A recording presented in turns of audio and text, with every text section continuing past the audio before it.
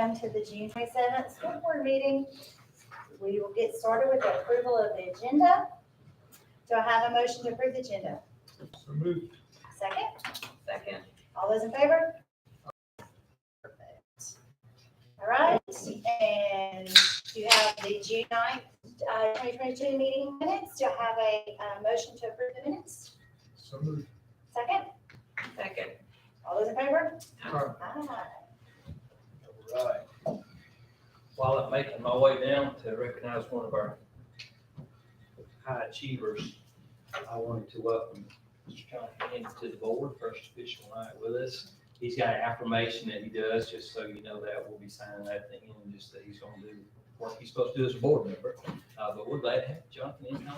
Thank you. I'm excited to be here and look forward to this journey. Well, it's a great time to get to introduce one of the teachers that influences your kids over at East. And that's one of our PE teachers and coaches, Deborah Broom. Come on up, Deborah. Let's brag on you for just a minute. Just what you wanted. Her favorite. Right in the very middle. Right here, okay? So Deborah teaches PE at East. My son was there for a brief time and had a great opportunity to be with her. And some of our board members have had the same experience. A lot of kids have, but Deborah coaches girls golf, girls bowling, girls golf state champion, by the way, right?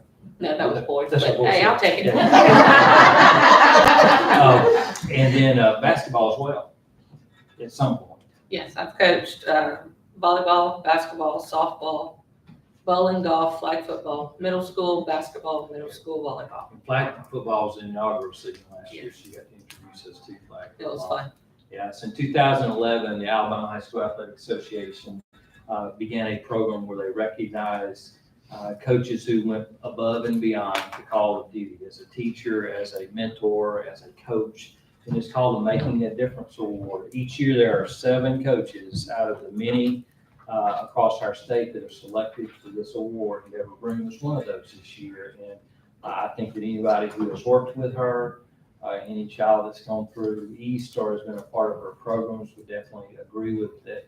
She is a person who's made a difference, and I think so deserving, and just, I think quietly goes about her work behind the scenes, and all the while she's just there and being present for our kids. And somebody thought well enough to submit you, and I'm glad that they did. You're most deserving of this. Thank you. Congratulations. Thank you very much. All right. Appreciate it. In July, I believe the HSA has a ceremony that we Yes. recognize you for that as well. July All 26th, right, so how many years have you been with the system? 35. 30? That's it. You're just getting started. Right. Yeah, can you tell me your name? It's been an honor to get to work with all the children that I've worked with.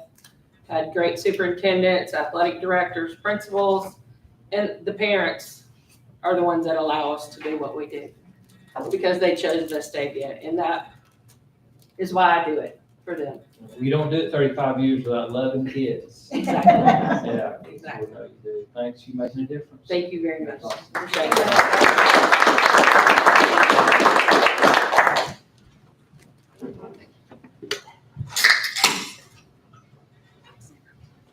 All right. Go ahead, Jay. All right. Let's move on to financial statements. Board members, Ms. Courtney Brown's going to give you an update on finances through May 22. Good afternoon, board members. I provided the May 2022 financial statements and check register for your review. As of May 2022, we have collected 95% of our budgeted ad valorem tax revenues compared to the 4% that we received this time last year. At the end of May, our collections are $1.575 million above where they were at this time last year. And our total expenditures in the general fund as of May 31 were 71% of the budget compared to 68.7% last year. And in the 8th month of our fiscal year, all things being equal, we would be around 67% of our budgeted expenditures. So 71% is reasonable considering we've already paid several large annual expenditures. Monthly financial statements and check registers are available for viewing on the board website after they are approved, and all board bank accounts have been reconciled as of May 31st, 2022. Board members, I recommend that you approve the financial statement for May 2022. You've heard the superintendent's recommendation to approve the financial statement for May 2022. Do I have a motion? So moved. Do I have a second? Second. All those in favor? Thank you. Item 5 is consent, and I recommend the board approve consent items related to curriculum, instructional materials, and furniture, etc., and central campus and field trips, out of state and overnight.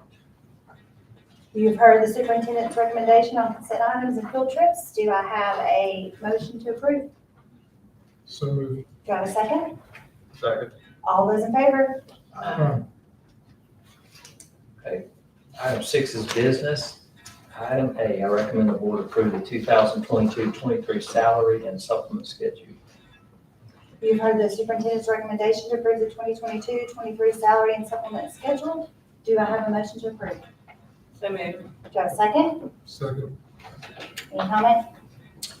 Board members, I'd like to talk about this one just a few minutes. The state this year issued what the legislature did and the governor signed it, a law that requires a percent raise for all employees. This is the third raise in the past 4 years. I appreciate the legislature for recognizing the great work that our staff is doing. This year, like I said, it was 4%, so we honored that across the board.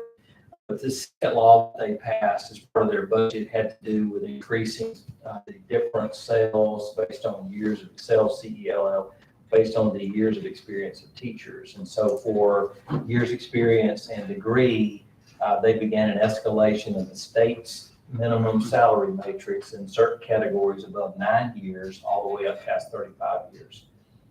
We had a salary schedule like most systems through 27 years. So we had to adjust based on the state adding those years into the matrix. And what that meant is there were certain sales in that category that we didn't have that would have exceeded what we paid as a system. And I mentioned this to you a couple of months ago when I looked over the salary information and shared with you, but we play considerably above the state's minimum salary matrix. That's one of the unparalleled community support pieces in our district. We're able to compensate our teachers at a higher rate than what the state gives us money for. But they increased many of those sales, which brings them a little bit closer to what we pay.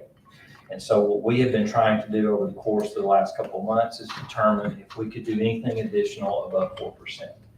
And I came to the conclusion with this recommendation that it's at this point best that we do the 4%, and then we increase any sales that are on the higher ends that were below the state's minimum matrix to get them up. So about 20 of our teachers will get a little bit more than 4% just to make sure they stay on the minimum matrix. I decided not to move past that, and when I briefed all of our faculties this spring, that was something I said we would consider and do if it was possible. The reality for us is that we, like everyone in this audience and everyone in this community and nation, are experiencing uncertainties with economic conditions. And I do know that we are currently beginning to budget escalations in several operational areas. We're anticipating, I believe, about a 10% increase in utility costs, which is significant. We're anticipating at least that much of an increase, I think, in custodial supplies. Fuel costs, I don't think I have to share with anybody what's happening with fuel costs over this past year and what we will be inheriting as it relates to any forms of transportation. While food service comes from a different budget, it is something we have to be mindful of because food costs are going up considerably.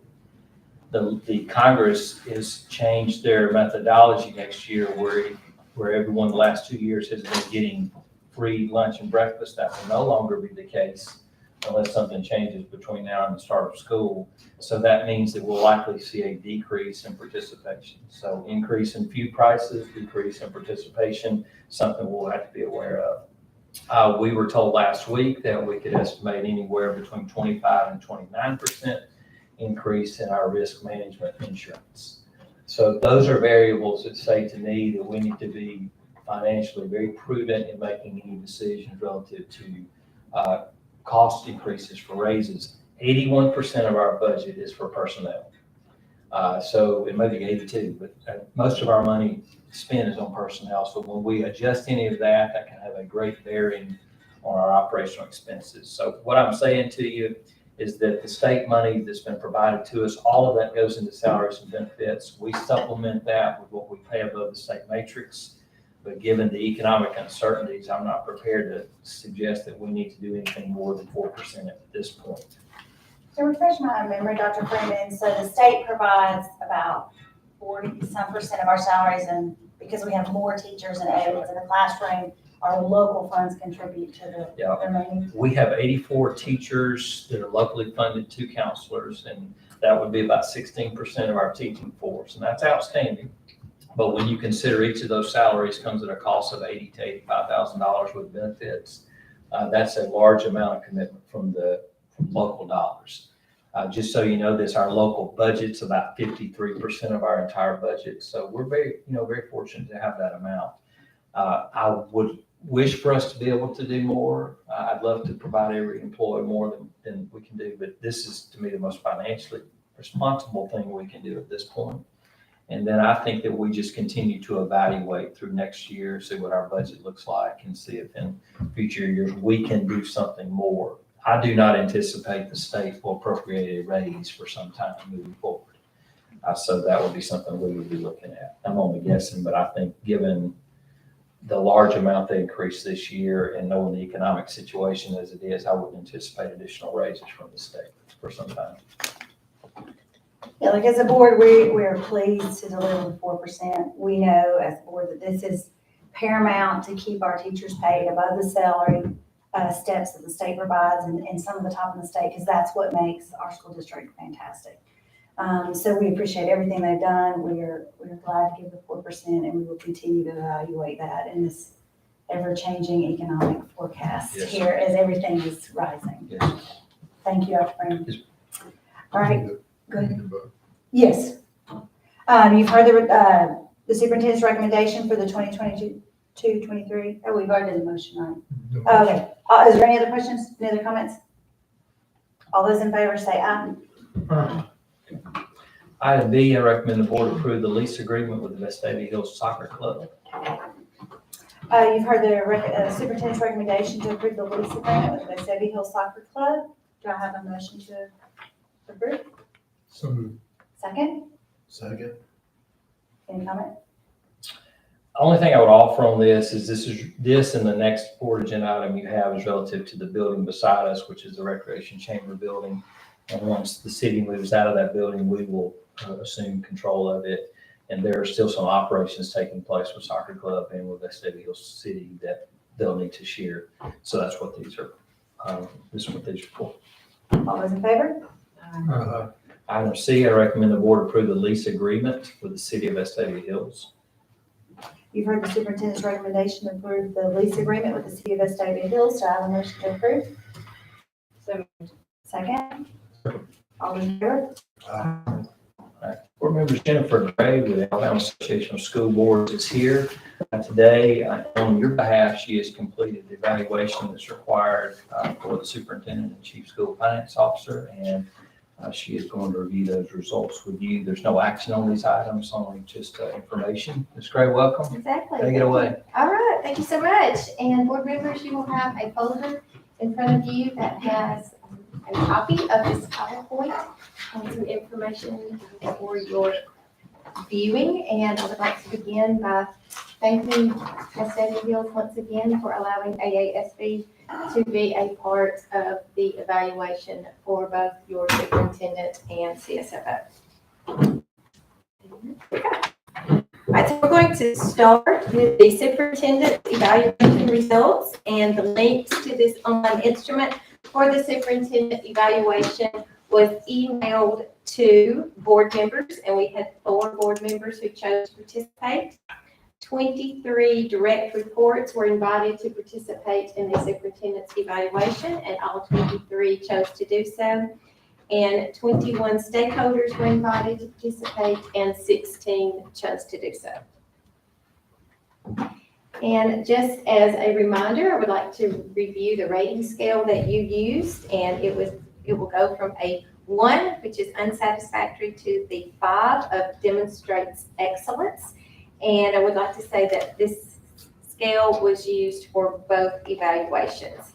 And I do want to remind everyone that a score or a rating of 3 or better is the target.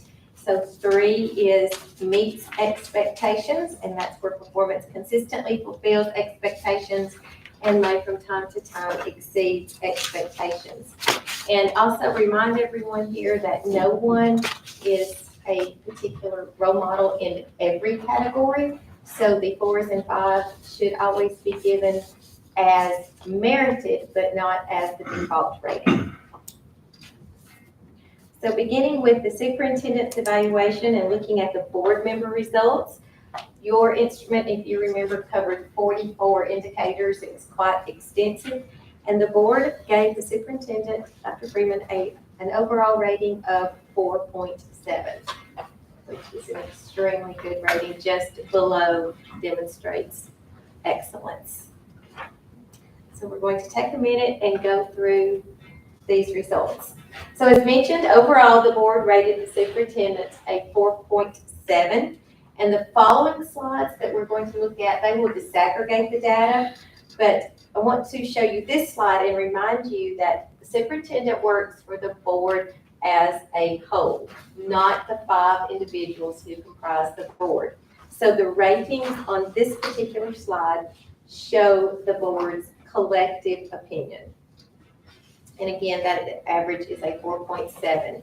And as we go through, we'll talk about some areas of strength, and I may use the term area for improvement.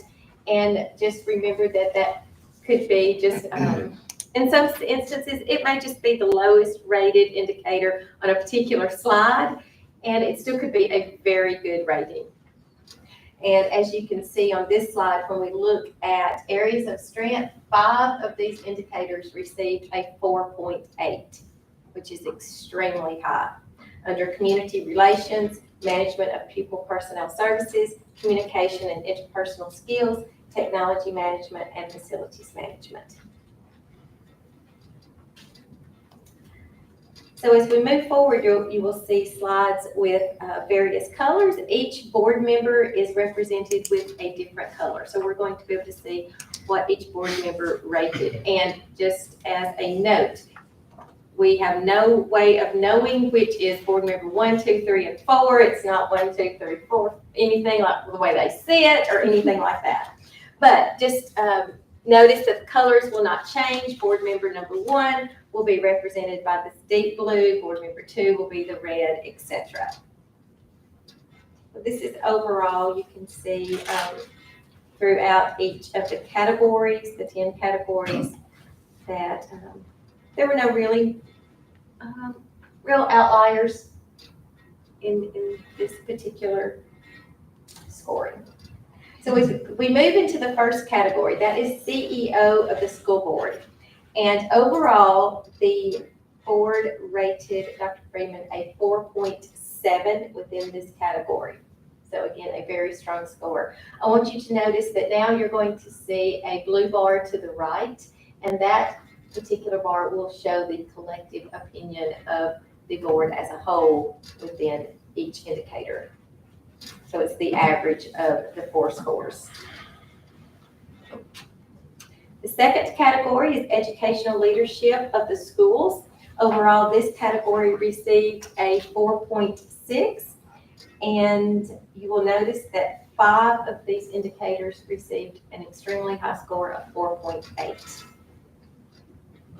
And as I noted before, an area for potential growth, an area for improvement, still at a 4.3. That just happens to be the lowest indicator for this particular category, is supervised planning, implementation, and evaluation of curriculum and instruction.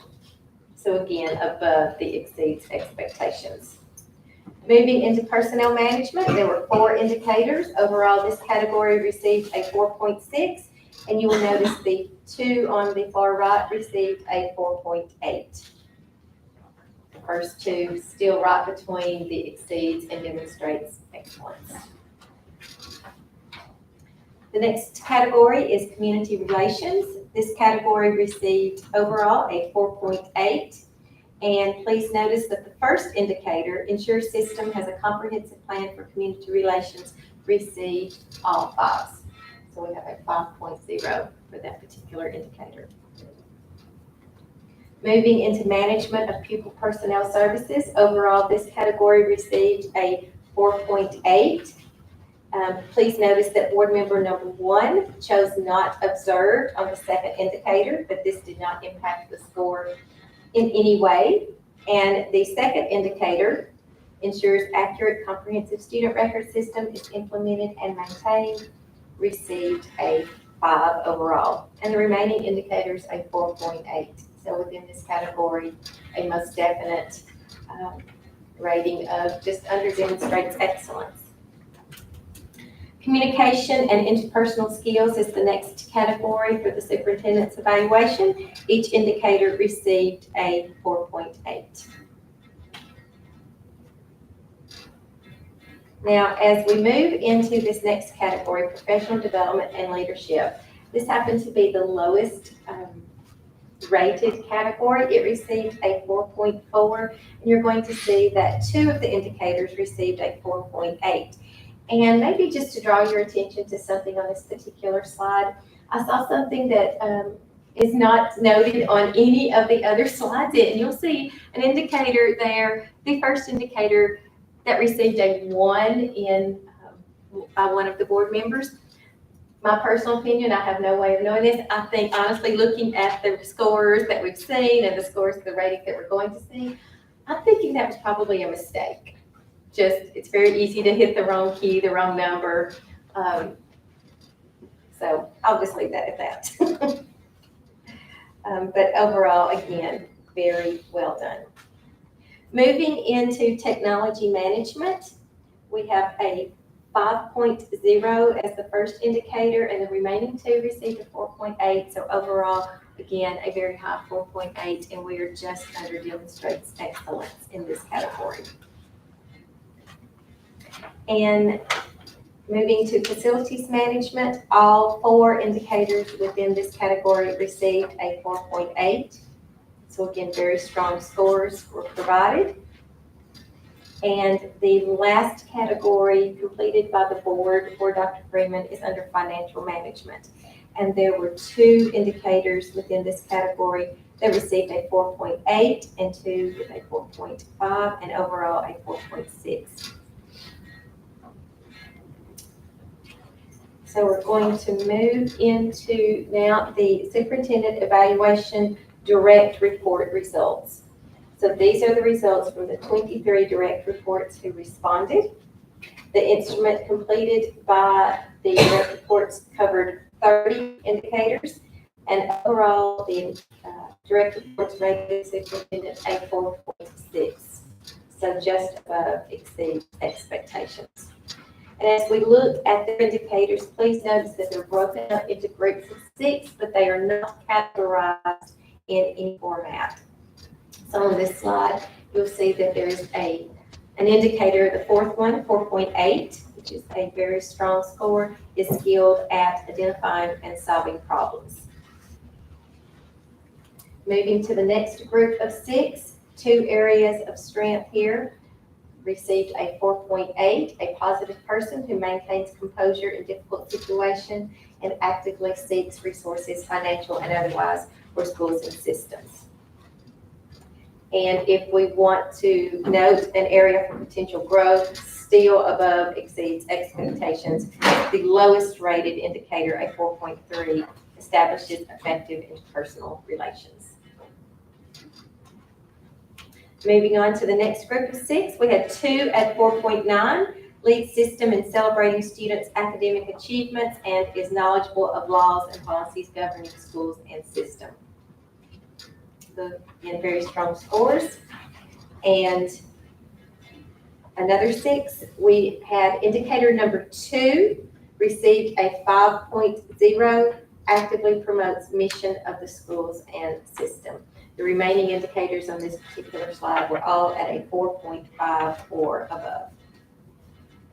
And the final slide dealing with the direct report averages, we had 6 on this slide, and if you look to the far right, the final 2 were both rated a 4.9. Is an effective representative of system at school and community events and performs duties in a professional manner. Looking very strong scores from direct reports. And the final group that played a role in the superintendent evaluation would be the stakeholders, and 16 stakeholders responded, and their instrument covered 14 indicators, and overall the stakeholders rated the superintendent again a 4.6, which is a very strong score, just above the exceeds expectations. And you can see as we go through these few slides that we have a 4.9. Modeling positive community involvement is a definite strength. And on the next slide, 2 received a 4.8, demonstrates decision-making skills and seeks sufficient funding for the system. And the final 4 indicators completed by the stakeholders were all at one was at a 4.3, and the remaining 3 were at a 4.6.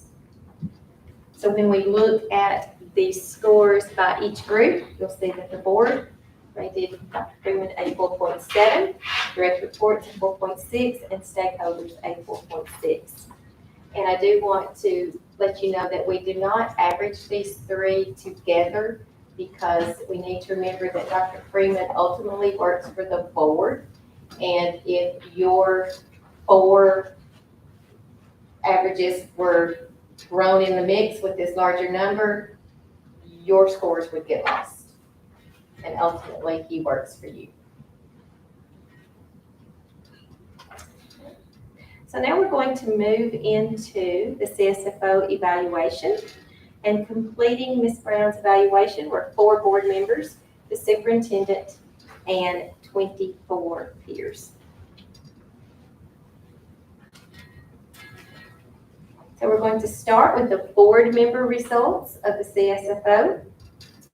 Their evaluation contained 21 indicators, and overall the board gave the CSFO an overall rating of 4.6, which is right at the midpoint between exceeds expectations and demonstrates excellence. So a very strong score for your CSFO. And again, we'll look at the data as it was disaggregated by some indicators. And you'll notice that board member number 1 did not respond to the first indicator, but again, that did not affect that particular average. And you'll notice that 2 indicators received a 5.0, maintains open collaborative dialogue with superintendent and board members, and presents information in a clear, concise, and uniform format. On the next slide, board members number 1 and 3 chose not observed on the first and third indicators, but you'll also see 2 very strong indicators, or 2 strong scores on indicators 2 and 4 at a 4.8. And everything continues to be above exceeds expectations. And then we have a few slides to where board members answered yes to all of these things, and that is what you want. You want yeses. All dealing with presenting budgets, financial statements, monthly reports, monthly reviews of budgets, informing the board of any non-compliance. As we move on, board members answered yes to reports to SDE and compliance with state laws and regulations, again, completing and filing budgets in a timely manner, and posting to the system websites within 45 days. And the final 2, where they responded yes, indicates to the State Department that all bank accounts are reconciled, and under the CSFO's leadership, system consistently receives audit reports with an unqualified opinion, which is what you want. So now we will move into the CSFO's evaluation completed by Dr. Freeman. This instrument was quite extensive. It had 43 indicators, and overall, the superintendent rated the CSFO a 4.9, or demonstrates excellence. And as we go through these slides, they will be in groups of 6, but they are not categorized. And as we go through, I will just let you take a look. We have lots of very strong scores for Ms. Brown and the job that she is doing here.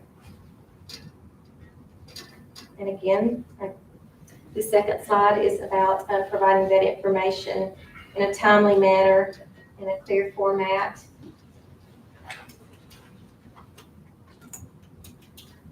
Five of the 6 on this particular slide received a 5. Moving on, we have 4 out of 6 here that received a 5 and 2 that received a 4. So all again above the exceeds expectations. On this slide, the superintendent chose not observed on the 3rd indicator about disciplinary action. All of the other indicators received a 5. That demonstrates excellence. And a 5 on the next slide. The timing of reports and being submitted to the State Department. And on the final slide that the superintendent had, again, all 5s. So very strong, demonstrates excellence for Ms. Brown. And then we move into the peer results. So the instrument completed by Ms. Brown's peers covered 5 indicators, and 29 were invited to participate, and 24 chose to do so. So we have one slide, and overall, the CSFO received an overall rating of 3.9 from her peers, and that is just below the exceeds expectations and well above our target. And an area of strength from the peers would be the final indicator works with department heads and administrators in a professional manner.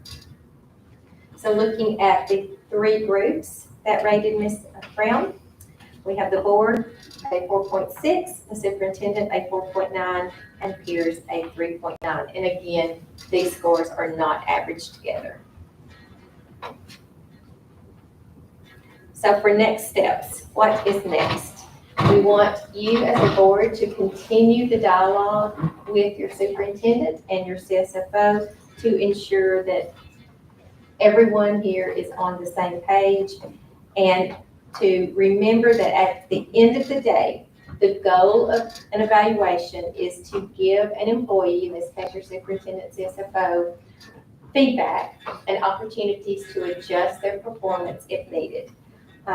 Remember that's important in both positive and negative feedback, and employees should never be in the position of wondering if they are meeting your expectations and the goals that you have set. So just continue to work together, keep the dialogue and communication open, and set your upcoming goals together, and continue to move forward in the marvelous way that you are doing now.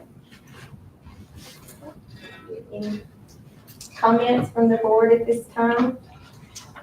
But I would just like to say, this community is incredibly blessed to have Ms. Brown and Dr. Freeman leading it, serving us, keeping us in line day to day. I can tell you from my 5 years on the board and having Dr. Freeman here, we have seen great growth, great positive steps in every direction, despite what's going on in the outside world and all the craziness we've seen. And he would want me to tell you it's a collective of all of the great employees we have, and it is, that every system requires an effective and great leader, and that is what we have. He leads every day by example with a strong, steady, thoughtful approach. He never accepts that good is good enough. He always wants to push us to the next level. He's very humble and kind in the way he leads, and we are very blessed to have him in this district. So I hope these results of his peers and the board reflects that. And I think I speak for the board when I make the comment of we're very lucky to have both of you. Excellent job, and I look forward to many more. Thank you once again. Jennifer, thank you. Courtney and I thank you for the most awkward 20 minutes. Least favorite meeting of the year. Well, it was good to see everyone. All right. Thank you. All right. Item F is personnel. Board members are recommending you approve the personnel actions as submitted. you heard the superintendent's recommendation to approve the following personnel items. Do I have a motion to approve? So moved. Do I have a second? Second. All those in favor?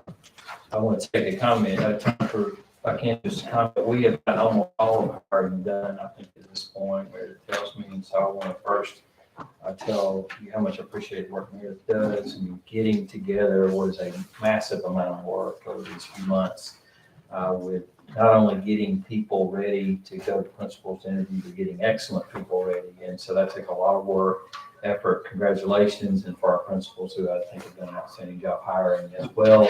Getting to this point, we still have a few left, but it's been a great work. So thank you guys for doing this. It means a lot for us and for our kids for sure.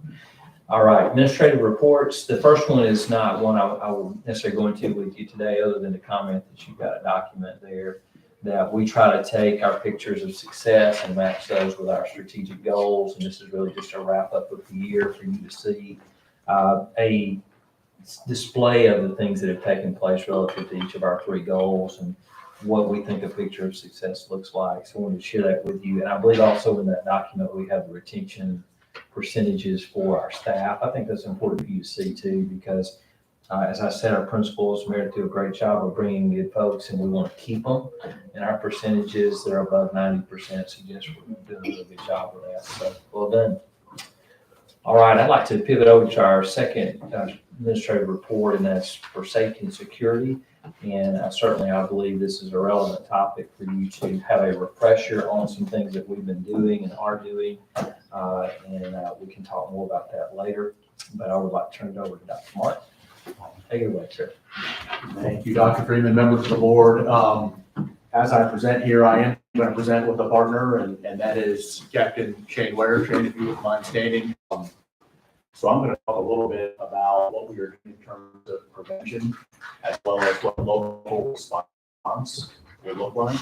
And then Captain Ware will jump in here and discuss for us what the Vestavia Hills Police Department response would look like. Now, I'll just share with the audience that we're going to have a much more comprehensive presentation for board members. I hope that everyone understands out of respect for the process and the work that we've done with safety and security, that we'll have a much more comprehensive program for you in executive session, but we did just want to scratch the surface here in open session. So first and foremost, if you can see on the screen here, I wanted to provide for you what is required of school systems in the state, just in terms of safety and security. And so you can see here some of the trainings that the State Department requires of our schools, our principals here across the state, as well as here in Vestavia. So the first bullet point there, we do a lockdown and bus evacuation within the first 6 weeks of school. And that is something that principals we work on in the summer, just in terms of what that format will look like. And I'll talk with you a little bit later about how that is archived. You can also see in subsequent months, we have a fire, severe weather, shelter in place. One of those drills has to be done during the next few months of school as we enter the fall semester, and then also as we enter the spring. Reporting of child abuse, the Jamari Williams Act, Aaron's Law, Jason Flatt, and then Anna Lynn's Law. And that is something that Director of Student Services, Jennifer Brown, had that side of the house and supporting students, but that is training that we use our Safe Schools platform on, and as well as other trainings that Ms. Bailey and her team do throughout the different schools throughout the school year. Additional trainings you can see here, we do have mental health training for staff. We have youth mental health first aid for training for counselors and nurses and other support personnel, trauma-informed classrooms. One that I work on with Brenda Seal, our lead nurse here for the system, is the stop and wait training. That's something we've ramped up here lately in the last couple of years, more so than it's been done in the past. And then McKinney-Vento, which helps with students that may be experiencing a homelessness situation. So those are the different trainings that we're working on with our staff and working on across the system throughout the school year. One of the other items that the state requires us to do is the Inside platform. You may have heard of Virtual Alabama.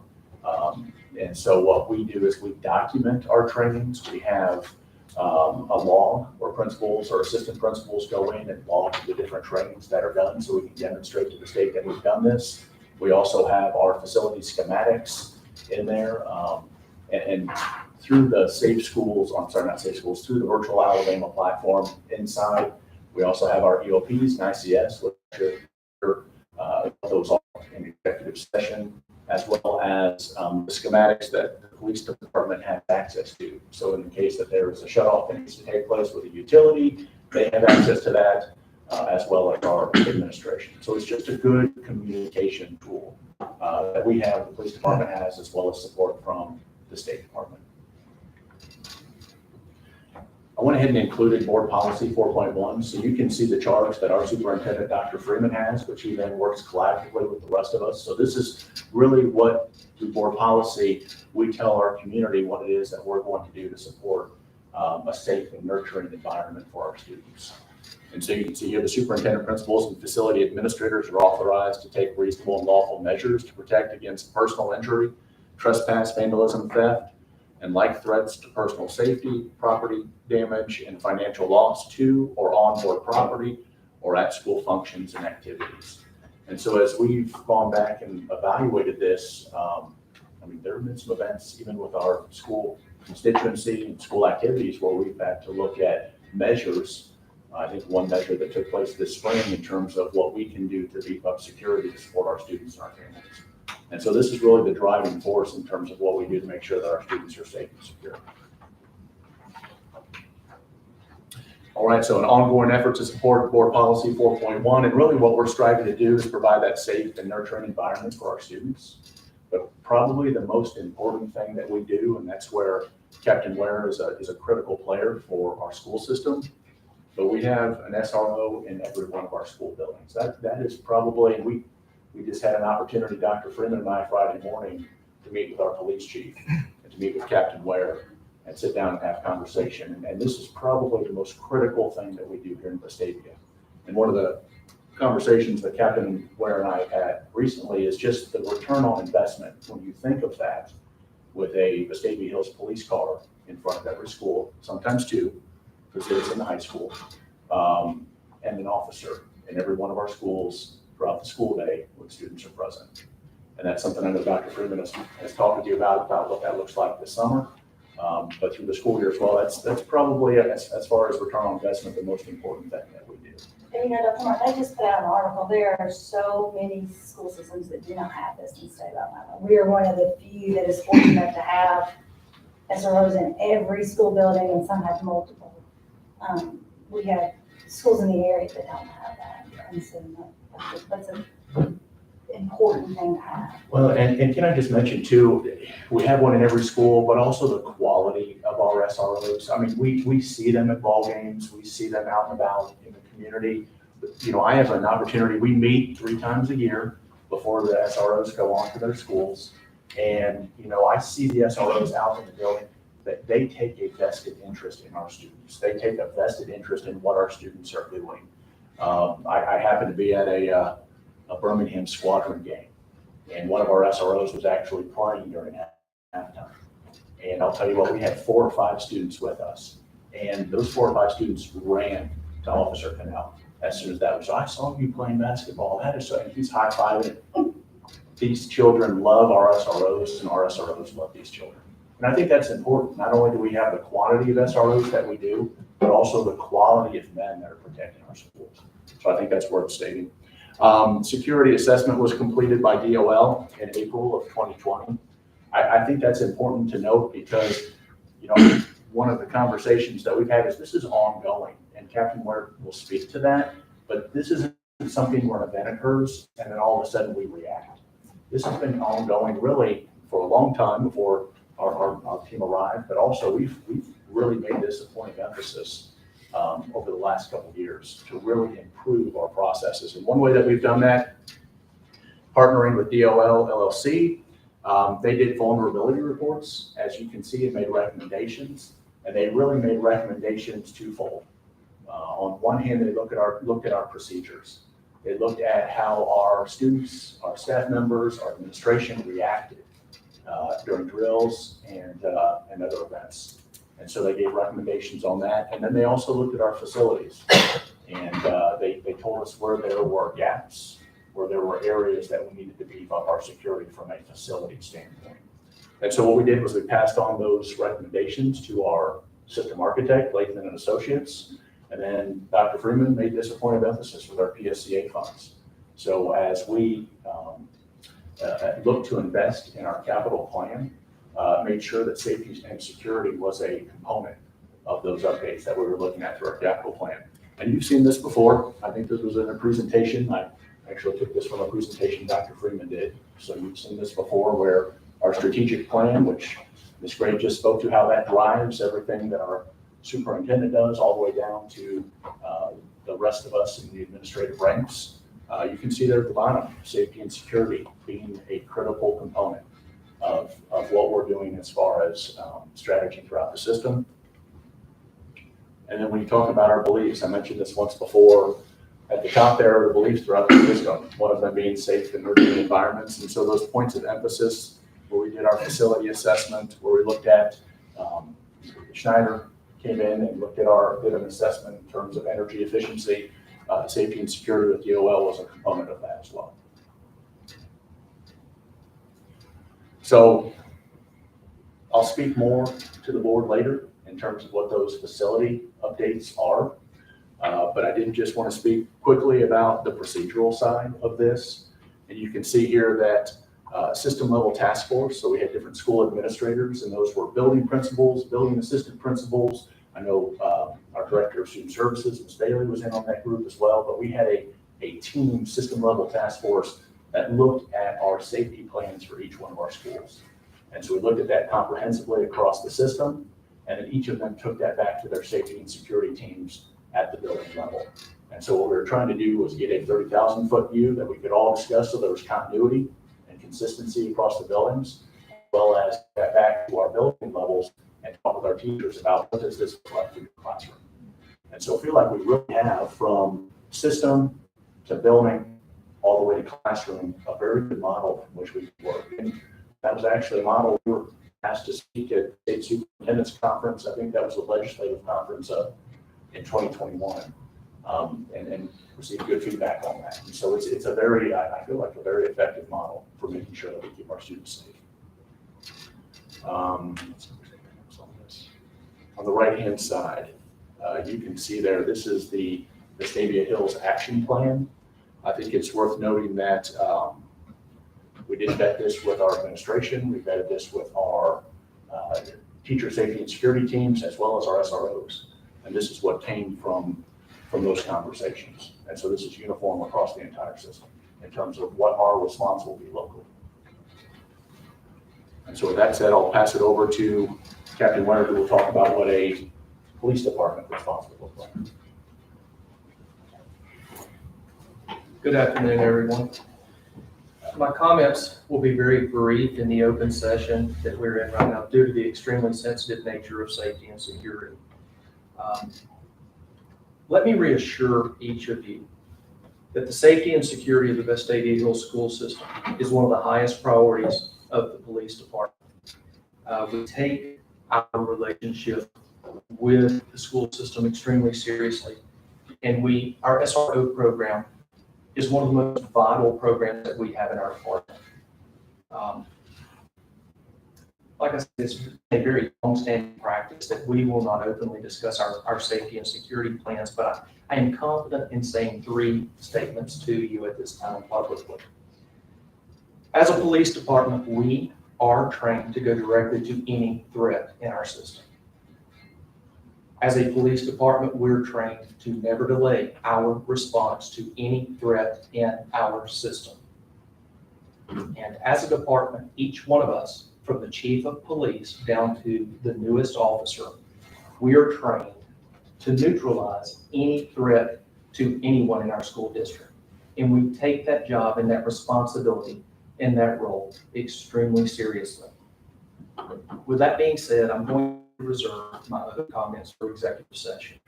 And I look forward to that conversation. I do want to clarify one thing.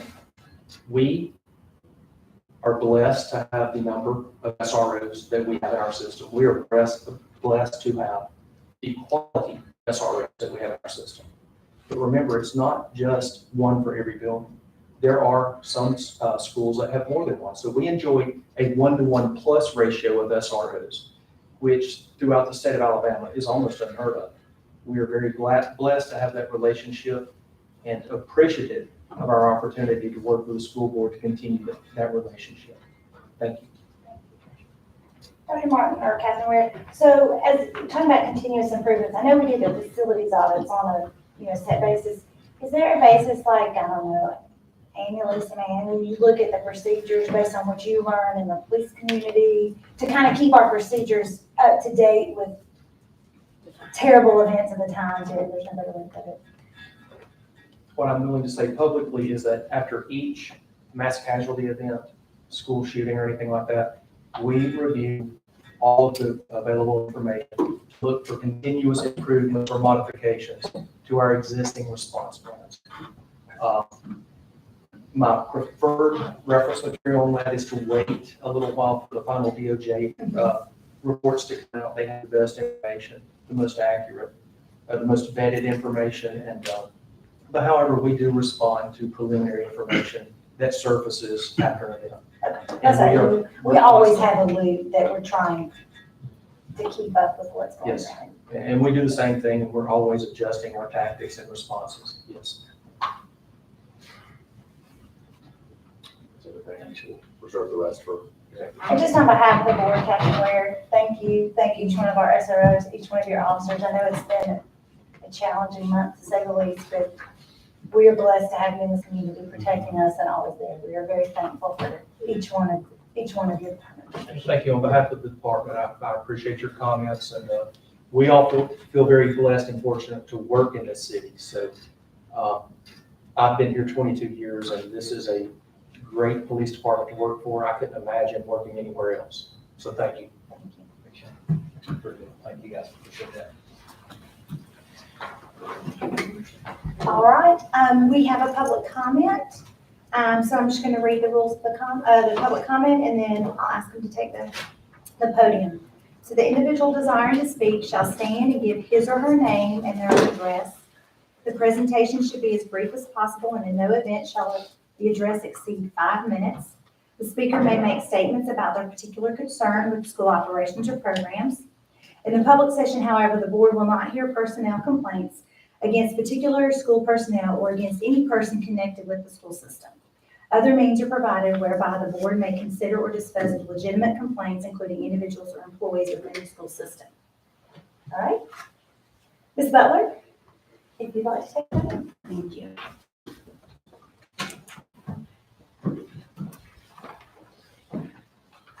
Hi, so my name is Stephanie Butler, and my address is 2916 Panorama Trail. I have 2 sons. They are rising 9th and 10th graders in Vestavia schools.